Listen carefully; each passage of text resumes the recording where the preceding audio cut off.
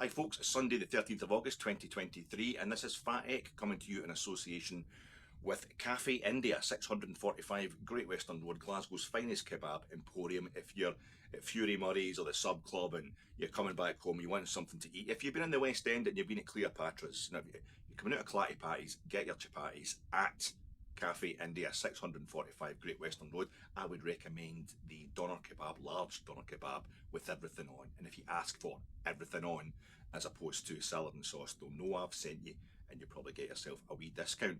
So yeah, yesterday, Rangers 4, Livingston 0 in our first home league match of this 2023-2024 season. A game that people are keen to point out it wasn't as comfortable for Rangers as the scoreline would look. To hell with that. We won 4-0. As far as I'm concerned, that's all that really counts.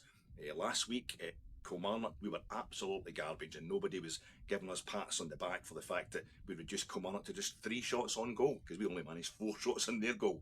Or that Kilmarnock kind of toe-poked home their only half-decent chance of the game when it was only a half chance. So this whole balance of play nonsense. Rangers had most of the ball yesterday and we ended up winning the game 4-0. That's all that counts. That's the only kind of judgment, that's the only arbiter of a level of performance that really counts for me. But that would be to deny the fact that there was genuine frustration, but it took us so long to get from 1-0 in the 10th minute to 2-0 in the 79th minute. I loved it though. I think it was a proper stress test, literally a stress test, because the Ibrox crowd, or elements of the Ibrox crowd, you know what it's like at Ibrox, was getting particularly stressed that it was taking us so long to get that second goal. And I think this whole new band of players, all these new signings we've got, it's a good thing for them. It's all very well and good. You go to Kilmarnock and the away end's clearly not happy, but most of the ground's Kilmarnock supporters, so that maybe gives you a kind of false feeling about how bad things were down there.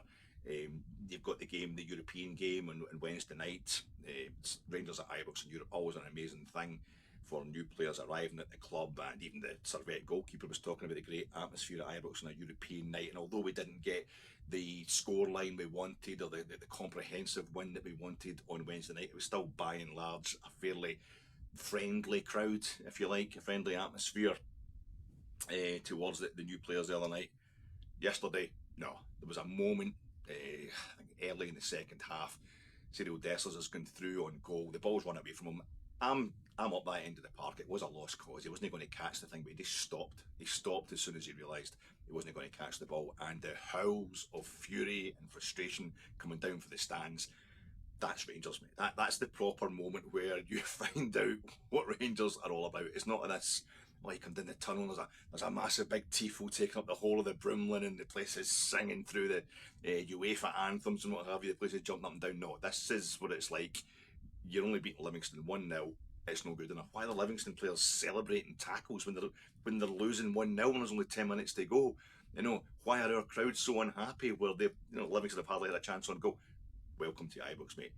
And these players, these new players, I was saying the other night after I did a wee review of a wee reaction to the Servette game at Ibrox for Jersey, and I was saying that my problem, what I thought the problem was with Rangers, was the front three, all new players. The front three kind of rotated through 4 different players and they weren't quite gelling properly, they weren't gelling with the midfield. I got home and watched the game back on the BBC coverage and it was obvious I was being massively overly simplistic in my analysis of the game. There's lots of other things weren't happening properly. The midfield wasn't as brilliant as I was making it out to be and wasn't linking up as well as possible and running out a bit of steam towards the end of the game. But by and large I felt as if the real problem was these new players that we brought in up front and we still looked a bit blunt in front of goal.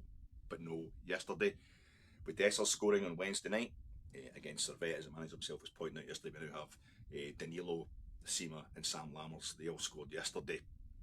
Kieran Dowell adding one as well, as my colleague from Jersnet, Doogie, was pointing out in the Jersnet post-match reaction yesterday. When's the last time you saw 4 different guys scoring their first goal for Rangers in a game at Ibrox? Absolutely a fantastic moment. But that means you've got all the 4 kind of forward players that have newly arrived at the club, that are main hopes for banging in the goals this season, have all now scored their first competitive games for Rangers, and we're only into our second league game yesterday. So suddenly everything looks better, and I think there was a lot better link-up play, a more cohesion between the midfield and the attack.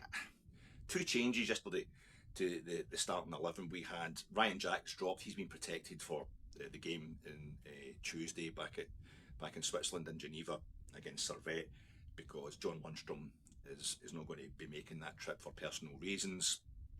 And we need Ryan Jack, because we need that kind of, the way Michael Beale plays with the fullbacks bombing on. Rangers have played with fullbacks bombing on since Mark Warburton was there. Rangers always play with fullbacks bombing on throughout their history.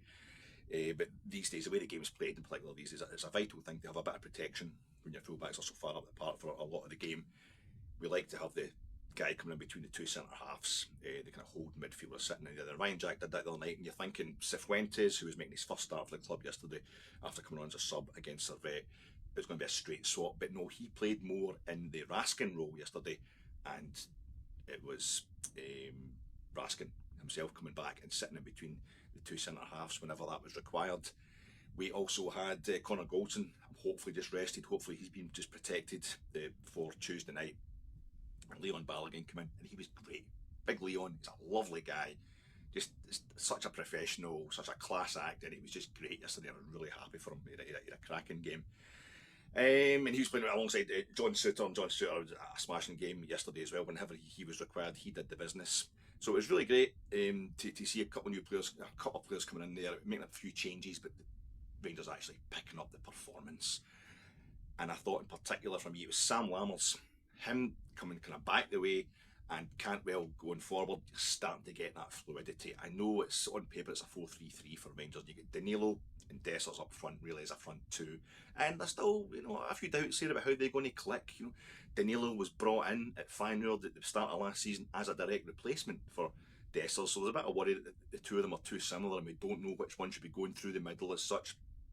But I think they become more of just a front two. They're both attacking the goal, because Lammers, he isn't really up there with that front three. He's kind of coming back almost as a kind of 10, if you like, sitting behind the two of them to supply them. But he comes back deeper from the front three, and then you've got Cantwell going forward from the midfield three, and they're kind of swapping. They're kind of creating a little kind of cyclone of creativity in there, which was really befuddling Livingston in the early part of the game. I was kind of calling for Yanis Hadji to start the game, because I thought, although Hadji's never been the fastest player in the world, and that year out injured has made him even slower, if anything, he's got the creativity, and it's a game that there's not going to be a requirement for pace as far as I was concerned, because most of it will be Livingston camped across the 18-yard line and us trying to get in there, so the play will be held up, and it's just having that kind of safe crack, or that like lock pick with the little bits of skill that Yanis Hadji has, like few other players, to breach that defence. But Michael Beale obviously has faith in the players he chose and the players he brought to the club, and Todd Cantwell was linking up beautifully with Dessers yesterday for a little 1-2.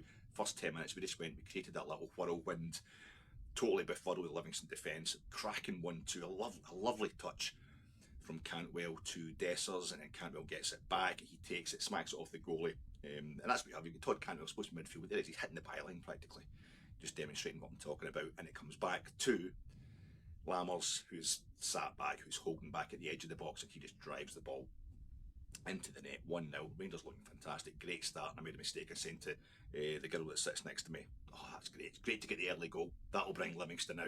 The nightmare is Livingston, get too comfortable and they get sat in there and they get used to defending, and we can't breach them. But one of the games that ultimately cost Giovanni van Bronckhorst his job last season was Livingston coming to Ibrox and drawing one each. We just couldn't get through them at all. But they scored early on. Give them something to hang on to. No chance of that yesterday, I thought. Livingston did have to come out a wee bit. Straight away we get a second goal, it seems, in the 20th minute. I'm like, okay, we're scoring a goal every 10 minutes here. But you'll all have seen the sports scene highlights now. Cifuentes, on his first start for Rangers, did handle the ball as he came in for a header from the corner before smashing it into the back of the net. So it was a clear hand ball picked up by VAR. So we're still only 1-0 up, but you're still kind of confident they're going to do the business. But things started to slow down a bit. Livingston get more bedded in. It started to come forward a bit. And by the start of the second half, the crowd was starting to get anxious. Jack Butland, though, probably, arguably, the most kind of impressive of Michael Beale's signings so far, because we're so bad. So bad at Kilmarnock, yet only lost one goal. There was nothing to do with him. He was the guy that kind of stood out as being able to command his box in a way that the aged Alan McGregor wasn't able to do in the last couple of weeks. But he get called into action around about the 55th minute yesterday when it was still 1-0, as I say. Great save down to his right, and even better save down to his left in quick succession, having had very little to do for most of the game. Big Suter was in there with a cracking last-ditch tackle as well when required. The crowd are getting more anxious. Sam Lammers then gets subbed off and the place goes nuts. Lets Danilo go more central though.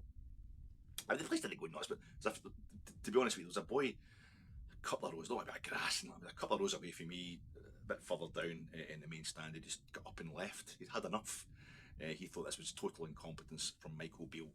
This is just like 12, 13 minutes to go, and he's missed 3 goals, the fella. So I hope he comes back next week. I hope he's all right. But it was Rangers just had patience yesterday. We didn't lose the rag, and these new players didn't lose the rag. They didn't cow. They didn't get put off. We've seen this Rangers players, new signings, wilting when this kind of level of frustration gets thrown at them when they're no finishing a game off. Thinking we're winning here. What's the problem? No, it's not enough. We need the goals. We need the goals on the board, and we did.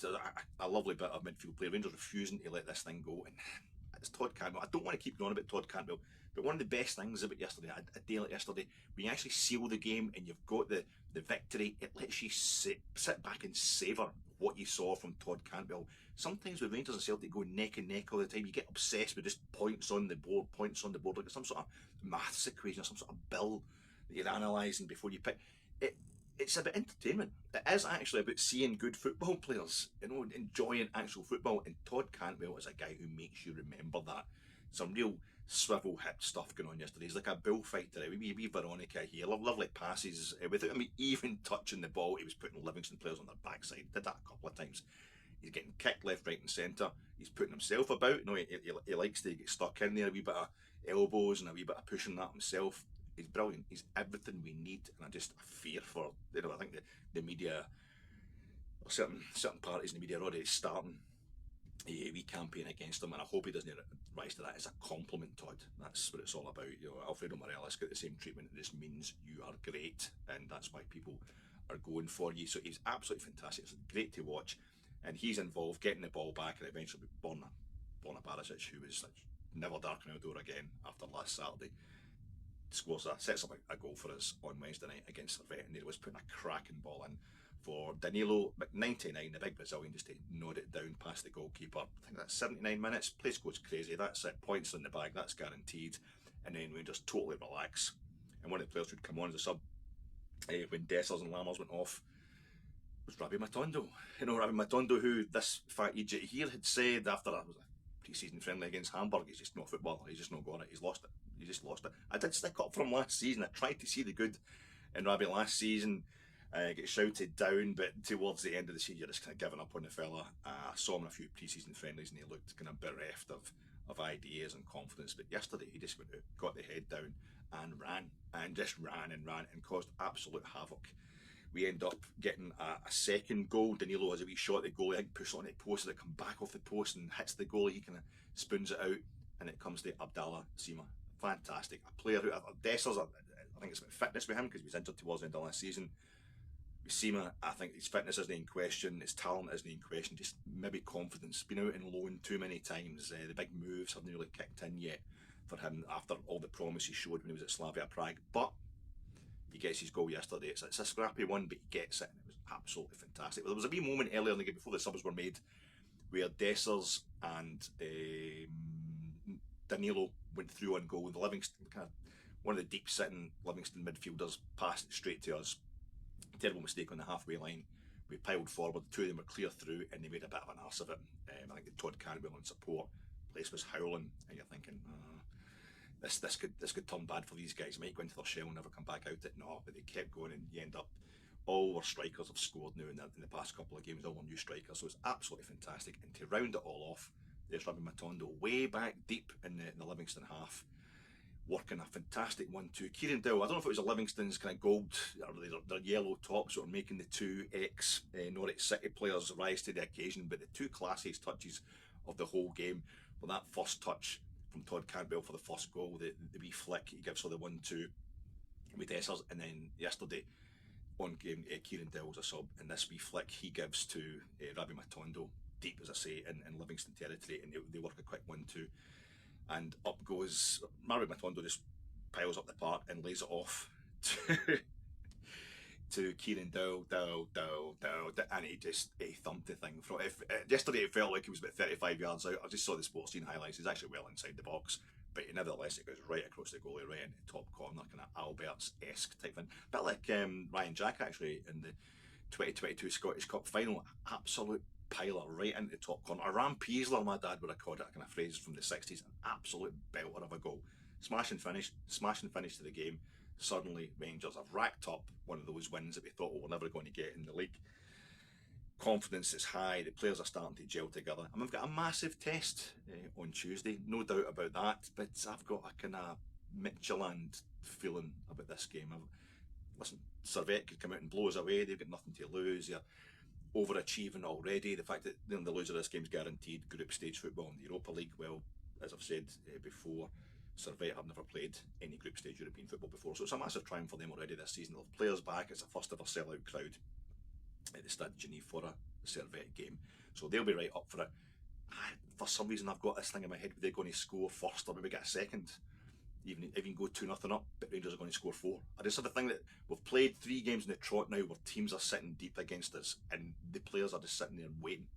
We're ready, we just want to burst forward, and they're going to have to come at us, but the minute they start giving us space, we're going to start tearing them to pieces at the back. That's the hope anyway. Not going to try and jinx it too much. But thanks for joining me, folks. Thanks for listening to my patter, and I'll see you again soon.